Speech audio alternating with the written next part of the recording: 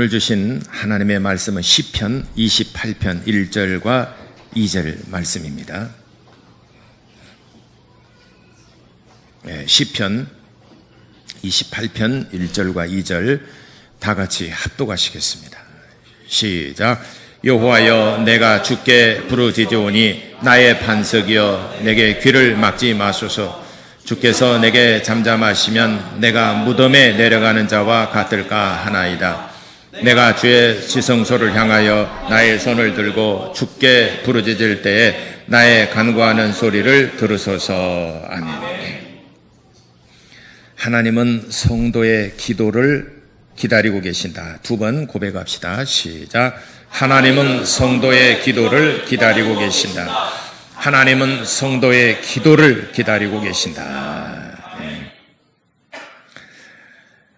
우리의 믿음의 삶 속에서 하나님의 음성을 듣는다는 것은 굉장히 중요한 일입니다.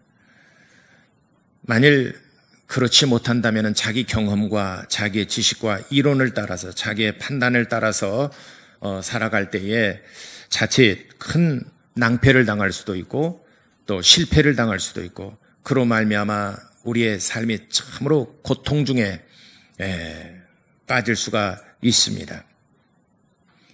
오늘 성경이 본문의 시편 28편에 다윗이 쓴 시인데 다윗은 늘 어려울 때마다 또 힘들 때마다 지성소를 향하여 두 손을 들고 하나님 앞에 간구하였더라라고 그랬습니다. 지성소는 하나님이 계신 곳입니다. 지성소는 하나님이 계신 그 이외에 성소랄지 성막들이랄지 이곳은 우리가 성도들이 또 이스라엘 백성들이 하나님을 섬기는 곳입니다. 성막론 할 때도 말씀드렸지만은 성막 안에 막 들어가게 되면은 뜰이 나옵니다. 그곳에서는 번제단이 있고 물두멍이 있습니다. 이스라엘 백성들이 하나님을 섬기는 곳입니다. 그리고 성소에 들어갑니다. 성소도 이스라엘 제사장이 하나님을 섬기는 곳입니다. 그런데 지성소는 하나님의 법궤를 두는 곳으로서 하나님이 계신 곳입니다. 그래서 교회는 하나님을 섬기는 장소고 또 하나님의 임재가 있는 곳이 바로 교회입니다. 그러니까 교회는 성소와 지성소가 같이 있습니다. 성소는 우리 사람들이 하나님을 섬기는 곳이고 지성소는 하나님이 임재하시는 곳입니다. 다윗은 지성소를 향하여 두 손 들고 하나님 앞에 간구하였더라라고 그랬습니다. 만일 내가 주의 음성을 듣지 못한다면은 내가 마치 무덤으로 내려가는 자와 같을까 하나이다 그랬습니다. 내가 주께 부르짖으오니 나의 반석이여 내게 귀를 막지 마소서. 내가 주께서 내게 말씀하지 아니하시고 잠잠하시면 내가 무덤에 내려가는 자와 같을까 하나이다. 내가 죽은 자와 같다라고는 무덤에 내려간다는 말은 죽은 자라는 얘기지 않습니까? 내가 하나님의 음성을 듣지 못한다면은 나는 마치 죽은 자와 방불하나이다 라고 하는 말이에요. 그러므로 내가 지성소를 향하여 나의 손을 들고 주께 부르짖을 때에 나의 간구하는 소리를 들으소서. 다윗은 사울 블레셋의 골리앗을 물리친 이후로 많은 고난과 핍박을 받았습니다. 왕이 된 후에도 많은 전쟁을 치러야 했습니다. 다윗보다 더 많은 전쟁을 치르고 다윗보다 더 많이 고난을 당한 왕이 없을 줄 압니다. 다윗은 가장 많은 전쟁을 치러냈고 가장 많은 고난을 받았습니다. 그럼에도 불구하고 다윗은 늘 하나님을 잊질 않았습니다. 하나님께서 나와 함께하지 아니하시면은 나는 죽은 목숨입니다. 하나님이 나와 함께하지 아니하시면은 나는 영락없이 죽을 수밖에 없는 목숨입니다. 사울이 군대를 풀어서 다윗을 죽이려고 혈안이 되어 있는데 어떻게 피합니까? 나라에서 군사를 풀어서 다윗을 잡으려고 할 때 숨을 곳이 어디가 있겠습니까? 하나님이 숨겨주지 아니하시면은 다윗은 살 수가 없습니다.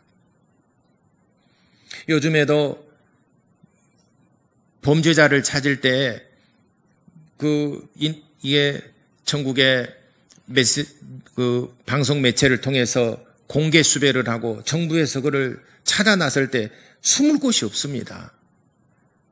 다윗이 마치 그와 같은 심정입니다. 그렇기 때문에 하나님께서 손으로 나를 감싸주지 아니하시면은 하나님께서 나를 가리워주지 아니하시면은 나는 영락없이 죽을 수밖에 없는 목숨입니다.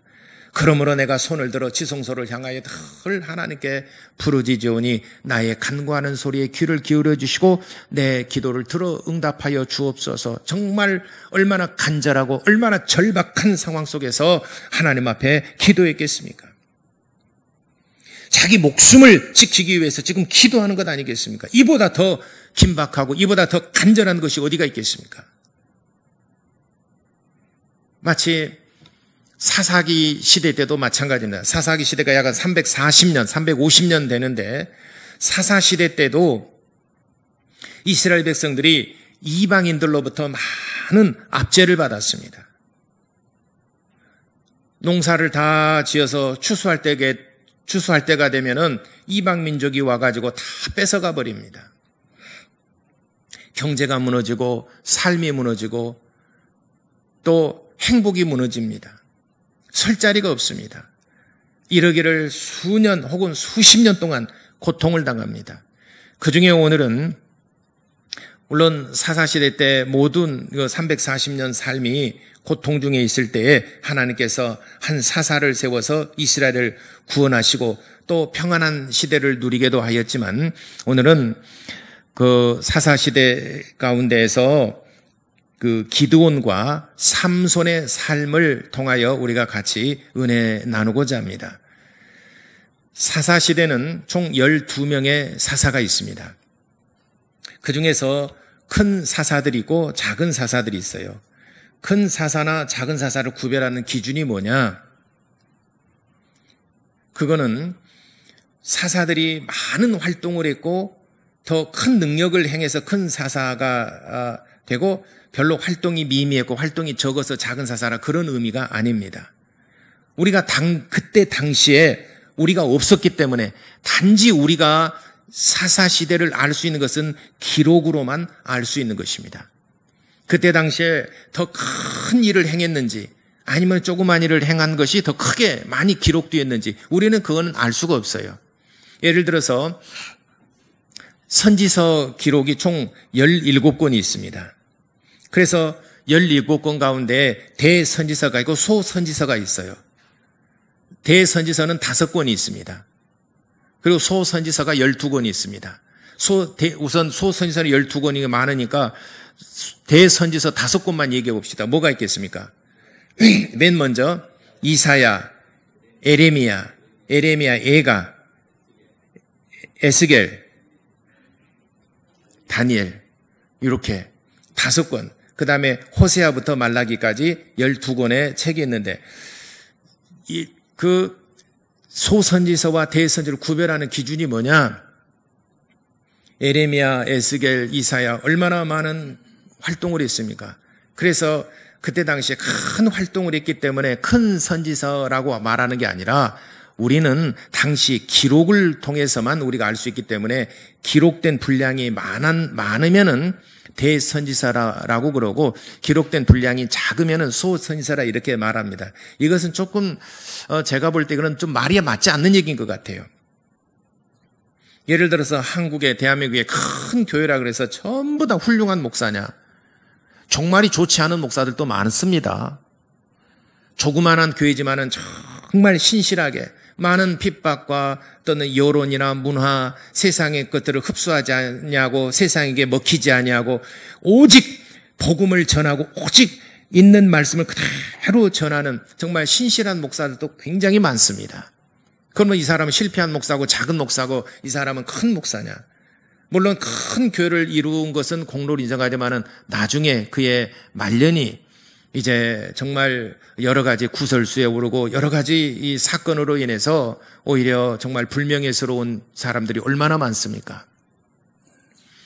그래서 대선지서, 소선지서를 구별하는 것도 사실은 조금 그 신학자들이 그 분량을 따라서 구별을 했지만은 이건 조금 맞지 않는 얘기인 것 같고, 사사들도 마찬가지입니다.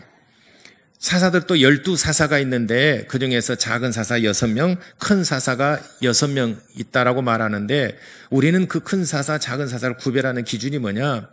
기록된 분량이 많이 있으면은 큰 사사라고 그러고, 기록된 분량이 한 줄이 있으면은 또 2-3줄로 마감이 됐으면은 그냥 작은 사사라 이렇게 말하는데, 그때 당시에 많은 일을 하고 자기 목숨을 내걸고 이스라엘을 지켰던 사사인데 기록이 없음으로 인해서 잠깐 2-3줄로 기록할 수도 있다는 것입니다.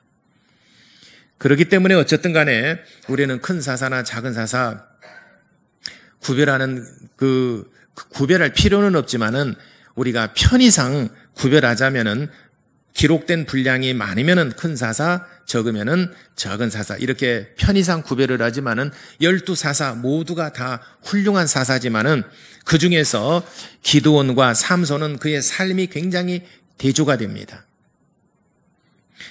기드온에 관한 이야기는 사사기 6장, 7장, 8장에 걸쳐서 기록하고 있습니다.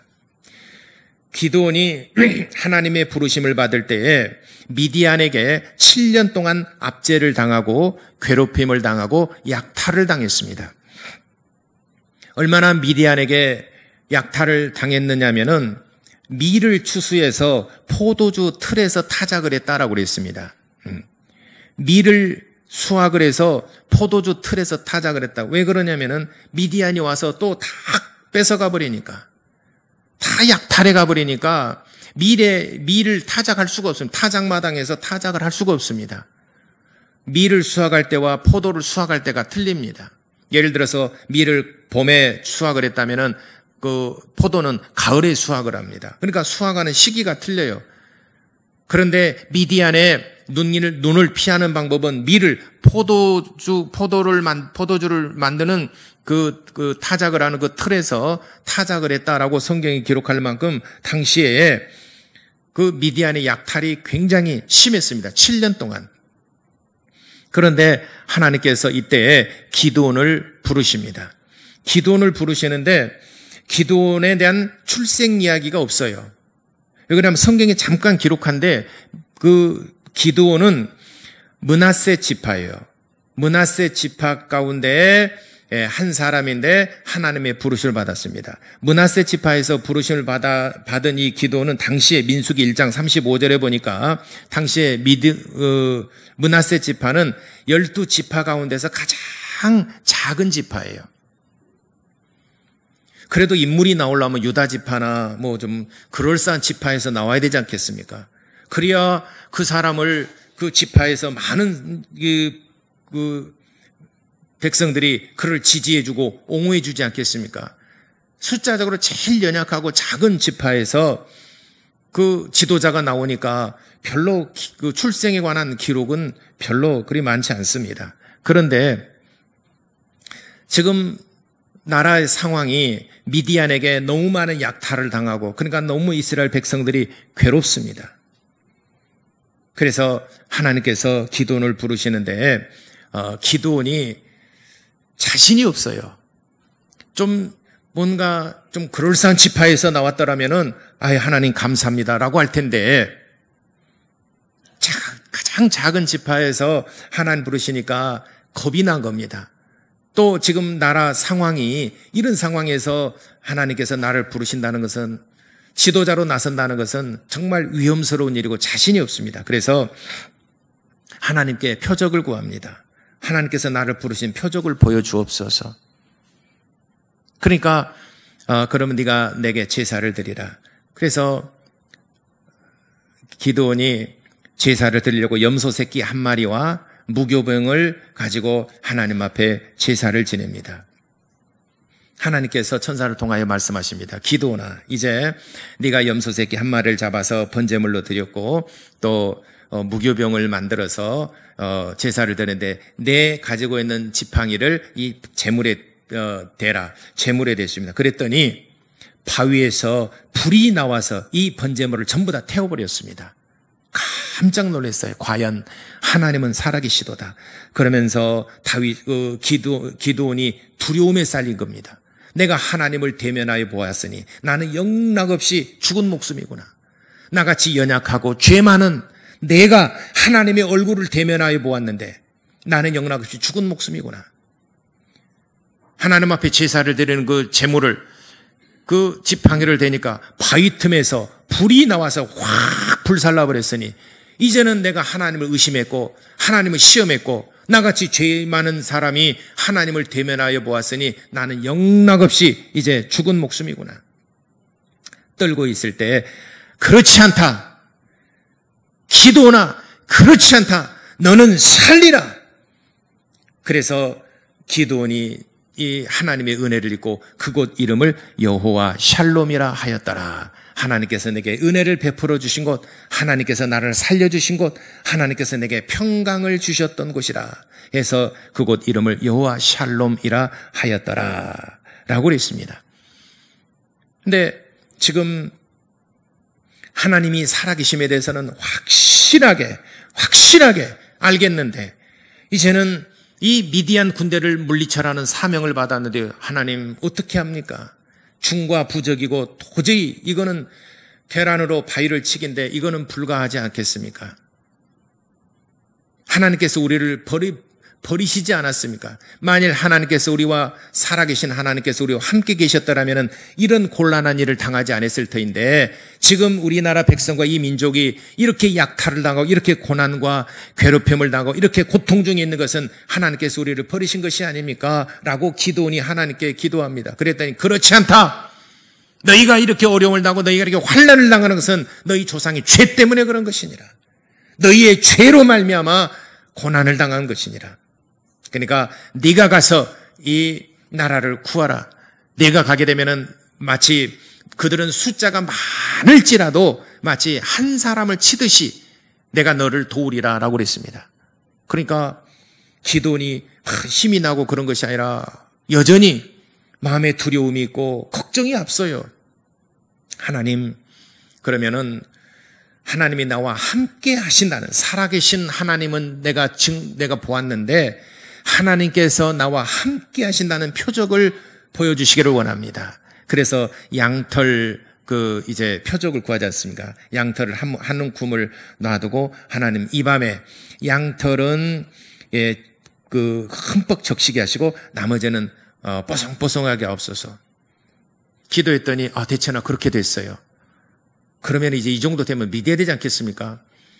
기도는 또 다시 의심합니다. 하나님 한 번만 더 묻겠습니다. 이번에는 거꾸로 이제 지면에는 물이 흥덩하게 고이게 하시고 이 솜털만큼은 뽀송뽀송하게 하옵소서. 다음날 일어나 보니까 영락없이 그렇게 됐어요. 그래서 힘을 얻은 겁니다. 그래서 전국에 방을 붙이고 나와 함께 전쟁에 나갈 자를 모집을 했는데 32,000명이 왔어요. 32,000명. 근데 당시에 그 미디안 군대는 135,000명입니다. 32,000명과 135,000명이 싸운다는 것은 몇 배입니까? 약 4배 정도 되죠. 4배, 1대4, 4배 정도 더 싸워야 돼. 이건 도저히 불가능한 얘기입니다. 32만 명이 혹 왔으면 모르겠지만 32,000명이 모였습니다. 그랬더니 하나님께서 말씀하십니다. 야, 너무 많다. 아니 지금 13만 5천 명과 3만 2천 명인데 32만 명도 아니고 더 모집을 해야 될 텐데 너무 많다. 너희가 혹 이 전쟁에서 혹시라도 내가 싸움을 잘해서 이기게 되면은 너희들이 싸움을 잘해서 이겼다 할까 함이라. 그러므로 10,000명만 남기고 다 집으로 돌려보내라 그랬어요. 기도원은 그 말씀에 순종을 했어요. 기도원이 32,000명에서 22,000명을 돌아가게 하고 10,000명만 남긴 것은 기도원이 살아계신 하나님에 대한 확신이 있었기 때문에 그렇게 할 수 있었던 것입니다. 자기의 경험과 병법, 자기 이론, 자기 지식을 총 동원한다 그러면은 22,000명 돌려보낼 수가 없습니다. 불가능합니다. 하나님 그렇지 않습니다. 더 모집해야 됩니다. 기간을 좀만 더 주소서. 다시 2차 광고를 해가지고 병사들 더 모집하는 것이 보통 우리들의 생각이지 않겠습니까? 그러나 하나님께서 아니다, 너무 많다, 돌려보내라 할 때 기도원이 그렇게 할 수 있었던 것은 하나님께 대한 믿음입니다. 살아계신 하나님께 대한 믿음, 바로 그분이 나와 함께 하신다는 확신이 있었기 때문에 너희가 이 13만 5천 명이나 되는 미디안 군대를 칠 때 마치 한 사람을 치듯 하리라 라고 그랬어요. 자, 한 사람이 싸움을 엄청나게 잘합니다. 그러면 이 사람을 이기려면 최소한 몇 명 정도 있으면, 같은 성인끼리 몇 명 정도 있으면은 저 사람을 싸워서 이길 수 있겠습니까? 세계에서 지금 싸움 제일 잘하는 사람이 누굽니까? UFC나 지금 세계에서 싸움 제일 잘하는 사람이 헤비급 챔피언 누굽니까? 싸움 제일 잘하는, 이성기에서 싸움 제일 잘하는 사람 누구예요? 몰라요? 나도 잘 모르겠는데, 예를 들어서 우리나라의 최홍만 씨하고 싸운답시다. 그러면 여러분들은 몇 명 정도 붙으면 최홍만 씨 이기겠습니까? 이성기서 혼자 해도 맞짱 까도 이길 수 있겠다? 예, 기대합니다.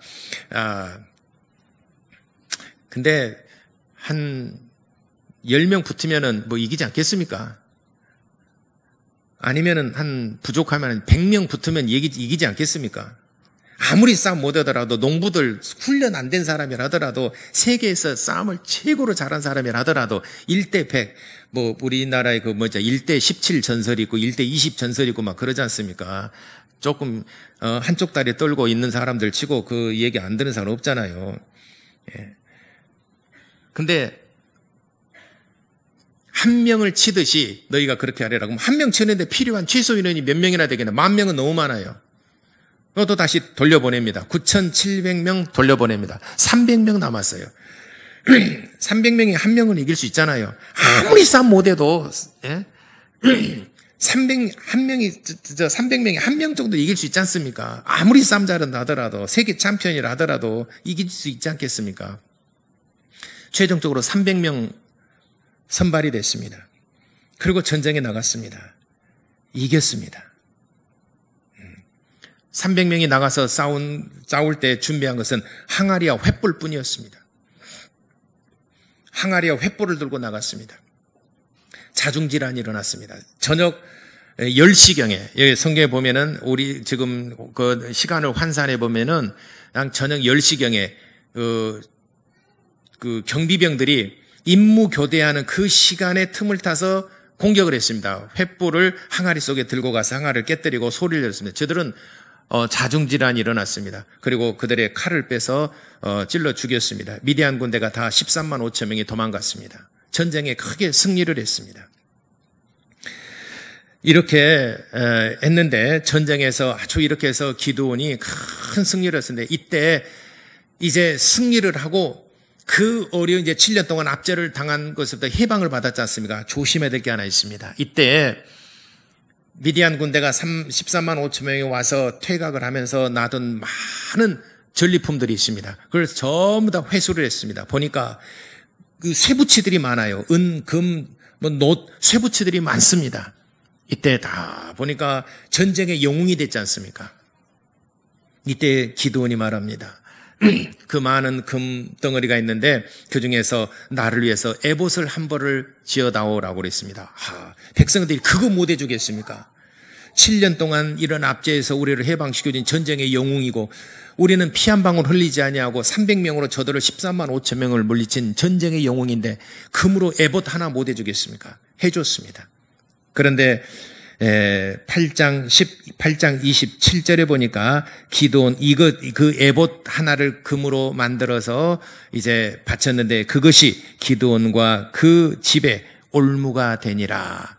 이것으로 인해서 기드온과 그 가정이 멸망을 당합니다. 그것으로 인해서 그 자녀들과 후손들이 다시는 기드온과 그의 후손들을 기억함이 없더라라고 그랬어요. 그것이 올무가 되었어요. 여러분, 잘 나갈 때 뭔가 이제는 섰다 싶으면 넘어질까 조심하시기 바랍니다. 우리가 시간이 많고 돈이 있고 이제 뭔가 조금 괜찮다.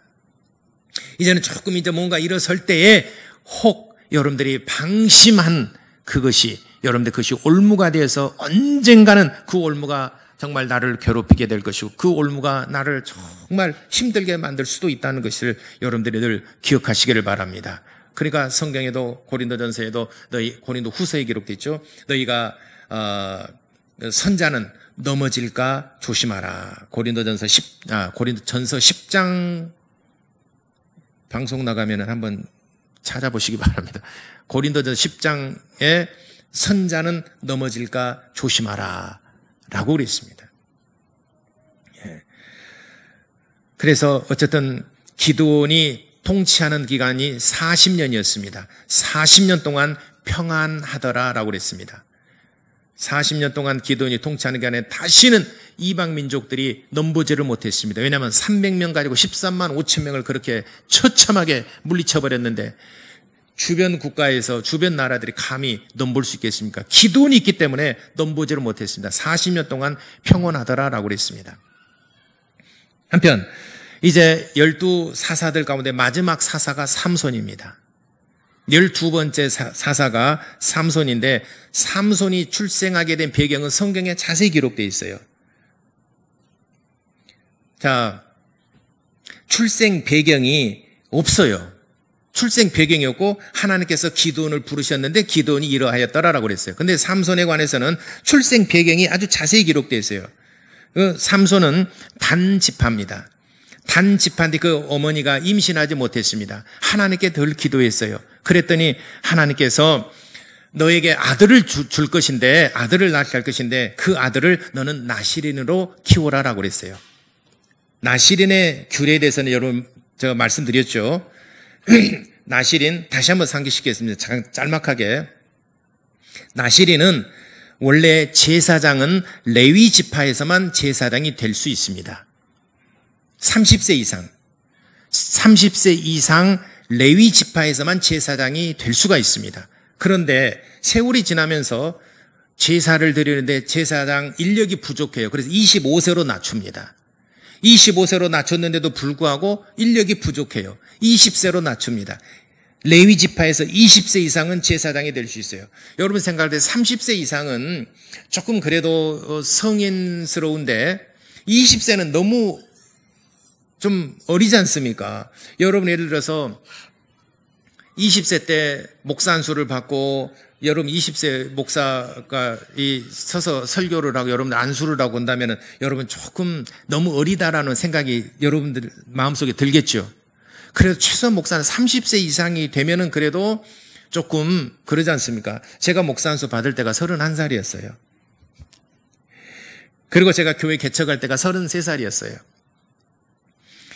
그때는 제가 어리다는 생각을 못 했는데 지금 생각해 보니까 31살 때 목사 안수 받고 33살에 개척했으니 얼마나 정말 좀 어립니까? 그래서 20세 이상 레위 지파 중에서 20세 이상 제사장으로 세우는데 어리지만 그래도 어렸을 때부터 부모로부터 쭉 배우던 것이 바로 하나님 앞에 제사하는 거예요. 어렸을 때 늘 보고 자라왔기 때문에 제사드리는데 하지만 그래도 나이가 아직 어립니다. 더 이상 나이를 낮출 수가 없어요. 15살 이상, 15살짜리 어떻게 그 짐승을 잡아서 하나님 앞에 제사를 드립니까? 너무 이 미성년자고 너무 어려요. 그래서 이스라엘 백성들이 죄는 많이 지어서 제사할 것은 많은데 속죄제를 드리고 제사할 일은 많은데 이 제사장이 할 일이 많아졌다는 것은 뭡니까? 이스라엘 백성들이 그만큼 죄를 많이 지었다는 얘기예요. 그래서 일꾼이 부족하니까 선포를 합니다. 자, 모세가 레위 지파를 제외한 나머지 11지파 백성 가운데에 너희가 만일 나시린이 제사장이 되고 싶으면은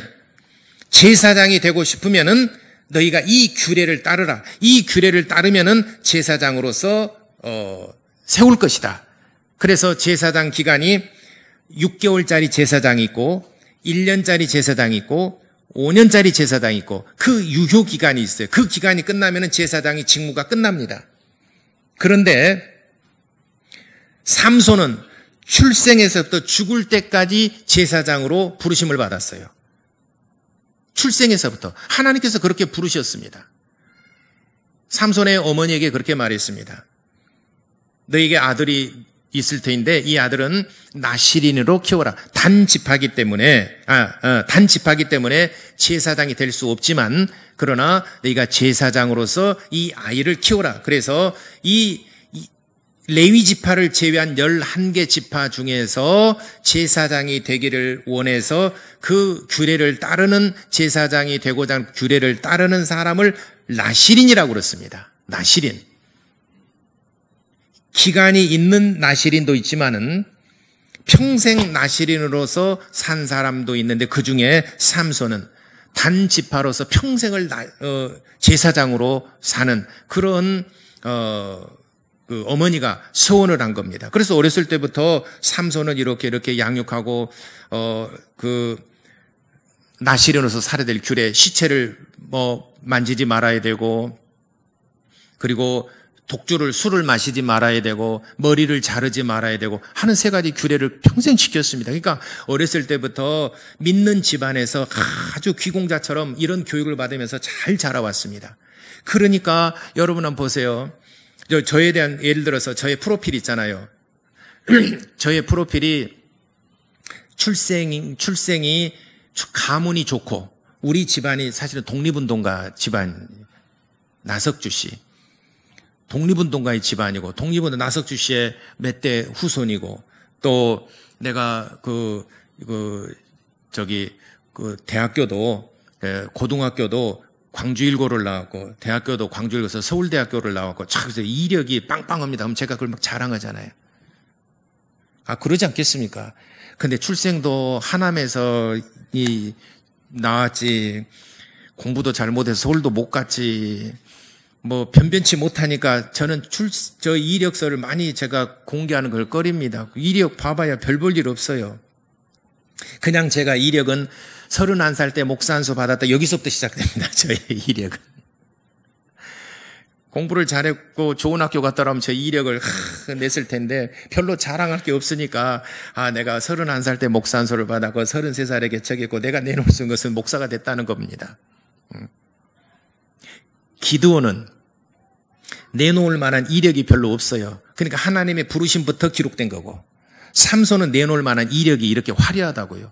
그래서 삼손에 관한 이야기가 사사기 13장부터 14, 15, 16장에 걸쳐서 기록하고 있는데, 사사기 13장에 출생에 대해서 자세히 기록하고 있습니다.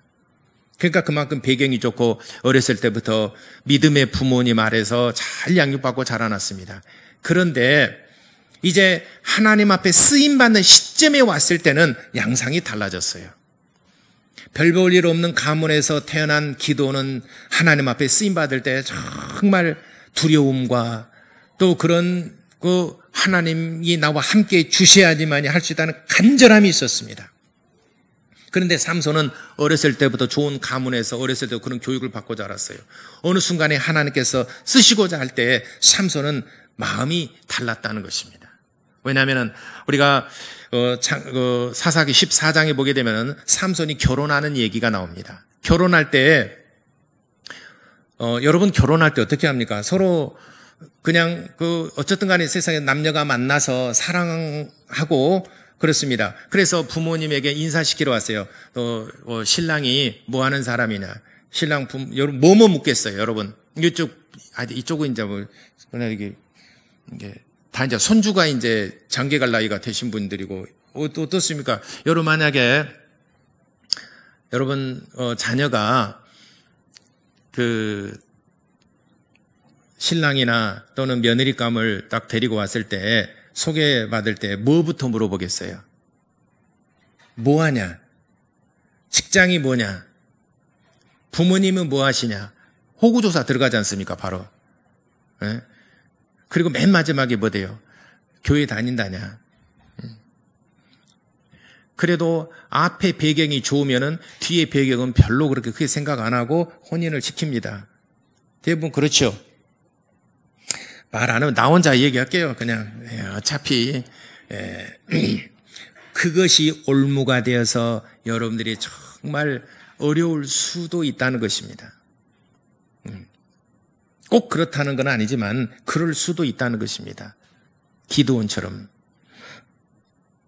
삼손 얘기합시다. 우리는 그렇지 않죠.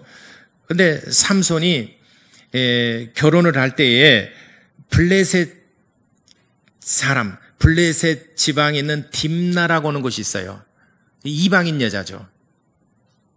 당시에 삼손이 사사로서 하나님의 부르심 받을 때가 블레셋에게 40년 동안 압제를 당하고 있을 때입니다.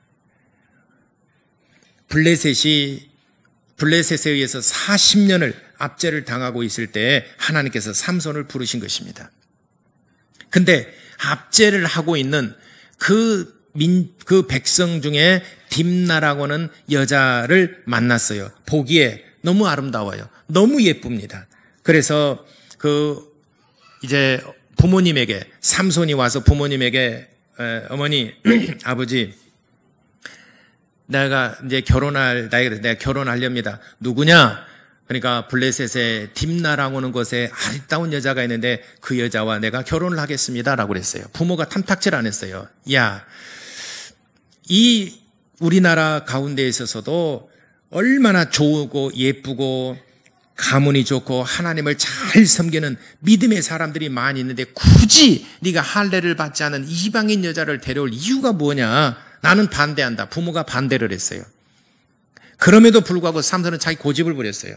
아닙니다. 이 사람하고 나는 결혼을 해야 되겠습니다.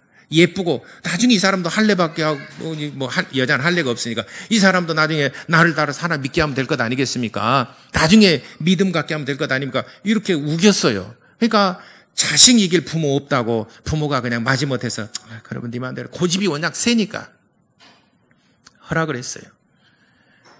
그리고 이제 그 딥나로 가서 그 여자를 이제 아내로 맞이하고 그걸 데려오려고 갔더니 그 딥나의 그 사랑하는 그 여자의 그 장인이 될 사람이 삼손을 못마땅하게 생각했어요. 아마 첫인상도 성격이 괄괄하고 성격이 그냥 막 불같고 그러니까 여러분 어느 남자들이 이게 부드럽고 좀 가정적이고 이런 남자 좋습니까? 아니면은 그 예서처럼 털이 많고 야성적이고 좀 이런 멋있는 남자가 좋은가요? 여러분 결혼할 때 우리 자매들 어떻게 한번 물어봐요. 자, 첫째, 야곱처럼 유순하고 가정적이고 좀 부드러운 남자가 좋다. 믿는 대로 될지어다. 자, 예서처럼 털이 많고 야성적이고 좀 뭔가 남자에 좀 기백이 있고 뭐 이런 사람이 좋다. 손 들어보세요. 예. 그러니까 그 장인이 마음에 안 든 거예요. 지금 삼손이 너무 성격이 괄괄하고 확 돌아가고 그냥 하니까 그러니까는 삼손이 오기 전에 삼손의 친구한테 그 딸을 시집 보내버렸어요. 삼손의 친구한테 와서 보니까 나는 이 여자를 만나러 왔나이다. 아버님 장인어른한테. 그러니까는 이미 너희 친구 누구가 해서 결혼을 시켰다라고 내주어버렸어요. 그리고 또 둘째 딸이 있는데 둘째 딸도 못지않게 어여쁘니 둘째 딸을 너희 아내로 그러면 내가 주겠노라. 그러니까는 삼손이 지금 어떻게 했습니까? 그렇지 않아도 털이 있는지 모르겠지만 그렇지 않아 턱뼈 하나로 1000명을 죽일 정도로 하여튼 간에 뭔가 지금 우리 교회는 그런 사람 누가 있을까? 털 많고 좀 야성적인 온 사람 우리 교회는 누가 있어요? 한 곳에 시선 집중하지 마세요. 괜히 그 사람 시험 드니까. 그랬다고요. 그러니까는 삼손이 얼마나 화가 났고 얼마나 아주 분통이 터졌겠어요. 복수를 했습니다. 복수를 결심을 했습니다. 그래서 여우 300마리를 잡아갖고 왔어요. 여우 300마리를 잡아가지고 여우 꼬리에다가 불을 붙였어요. 그리고 가서 놔줬어요. 그러니 여우가 꼬리에 좀 불이 붙었잖아요. 얼마나 돌아다니면서 포도밭이고 뭐 밀밭이고 뭐 포도니고 뭐 온통 나서 온 나라가 다 불바다가 돼버렸어요. 한번 생각해 보세요. 여우가 지금 꼬리에 자기 지금 불이 붙었는데 사람 같은 잡아서 끄는데 이거는 끄지도 못하고 막 꼬리 치면서 돌아다니고 뜨거우니까 여기저기 돌아다니면서 환장하겠죠. 막 미쳐 돌아다니면서 온 동네 온 나라에 다 돌아다니면서 300마리 여우가 다 불질러 버렸어요. 불바다가 돼버렸습니다. 이것이 화근이 돼서 블레셋이 이제 삼손을 내놓으라. 그래서 그 싸움을 하게 된 겁니다. 그것이 전쟁의 원인이 된 거예요. 그래 마지막에는 그 신전 앞에서 그 들릴라라고는 여인에게 자기 신체의 비밀을 얘기하고 그래서 힘을 잃고 나중에는 마지막 하나님께서 그에게 힘을 주셔서 그 신전 그 기둥을 무너뜨려서 죽이긴 했지만 자기 성질대로 산 거예요. 그러니까 기드온은 신중한 사람이고 정말 섬세한 사람이고 하나님이 살아계심을 확인하고 그분이 나와 함께 하시는 확실한 증거를 표적을 구했던 사람입니다. 그래서 미디안과 싸울 300명의 용사들을 믿음의 사람들을 구했고 삼손은 자기의 복수심 자기 아내 이방인 여자를 아내로 맞이하는 것에 대해서 어떤 갈등 속에서 복수심에 붙어서 여우 300마리를 잡아가지고 불질러버린 사람이에요. 이런 차이가 물론 전부 다 하나님 앞에 쓰임받는 것은 사실입니다. 그로 인해서 블레셋과의 전쟁에서 블레셋을 물리치고 결국은 평안을 찾았지만 삼손의 최후는 그렇게 해서 끝이 납니다. 삼손은 20년간 사사로 지냈더라라고 성경이 기록되어 있습니다. 근데 평안하였더라라는 말은 없어요. 사사기 8장 27절에 기드온이 사는 동안에는 평안하였더라라고 그랬지만 그러나 삼손이 20년 동안 치리하는 동안에 치리하였더라라고만 기록했지 평안함이 있었는지는 잘 모르겠습니다. 기드온과 삼손의 차이점이 무엇일까? 출발은 흙수저와 금수저로 출발을 했지만은 하나님 앞에 쓰임 받을 때는 이제는 자기 어떤 경험, 자기 생각대로 하나님 앞에 기도하기보다는 어렸을 때부터 쭉 자라왔던 생활 습관이 있어요. 결국에는 자기가 성인이 되니까 자기 결혼도 자기 마음대로 하고 하나님께 물은 것이 아니라 자기의 뜻대로 자기 원하는 자기의 마음에 맞는 여자를 데리고 와서 결혼하려고 보니까 거기에 대해서 갈등이 일어나고 그곳으로 인해서 사건이 터진 것입니다. 기도는 정말 자세히 기도한 사람이에요. 삼손은 그렇게 기도했다라는 말이 없어요. 기도하는 사람과 기도하지 않는 사람의 차이가 이렇게 크게 엄청난 결과를 초래하게 된 것입니다. 기도는 성도들이 갖는 특권입니다. 기도라는 것은 하나님과 대화하는 것입니다. 하나님께 뜻을 묻고 하나님의 지시를 받는 것이 기도라는 것입니다. 그런데 기도하지 않는 것은 하나님께 묻는 것도 없고 하나님의 대답도 없어요. 자기 경험과 자기의 생각과 자기의 이론과 자기의 경험을 가지고 살아가는 사람입니다. 언젠가는 그것으로 해서 삼손처럼 물론 하나님 앞에도 쓰임받는 부분도 있겠지만 그로 인해서 정말 어려움을 당할 수도 있다는 것입니다. 그래서 성도들은 이스라엘 백성들 전쟁에 나갈 때나 결혼할 때나 무슨 일을 하든지 항상 먼저 하나님 앞에 제사를 드렸습니다. 여러분, 사랑하는 성도 여러분, 여러분들이 무슨 일을 하든지 간에 항상 하나님 앞에 기도하시기를 바랍니다. 기도한다는 것은 살아계신 하나님께서 나의 삶 속에 나와 함께 해주시기를 간구하는 것입니다. 나 혼자가 아니라 하나님께서 나와 함께하여 주시옵소서. 내 삶 속에 나와 함께하여 주시옵소서. 살아계신 하나님, 나와 함께하여 주시옵소서. 그것이 바로 기도는 기도입니다. 기도하는 사람과 기도하지 않는 사람의 차이는 이렇게 엄청난 차이가 있습니다. 출발이 중요한 것이 아니라 끝이 중요한 것이죠. 여러분, 처음에 출발은 다 교회도 다니고 중고등부 청년 시절 때 청년의 회장도 하고 임원도 하고 열심을 가졌지만은 나중에 믿지 않은 사람과 결혼해서 믿음을 배반하고 세상 사람 돼버리고 영원히 하나님 앞에 돌아오지 못하고 생을 마감했다 그러면은 그건 얼마나 끝이 불행합니까? 그러나 믿지 않는 가정에서 출생해놓고 믿지 않는 사람과 살았다 하더라도 마지막에 예수를 믿고 그가 천국 간다 그러면은 얼마나 그는 행복한 사람입니까? 시작은 미약하지만은 끝이 창대하고 시작은 믿음이 연약했지만은 나중에 창대케 되는 믿음의 성도 여러분 되시기를 예수 이름으로 축원합니다. 다 같이 기도하시겠습니다.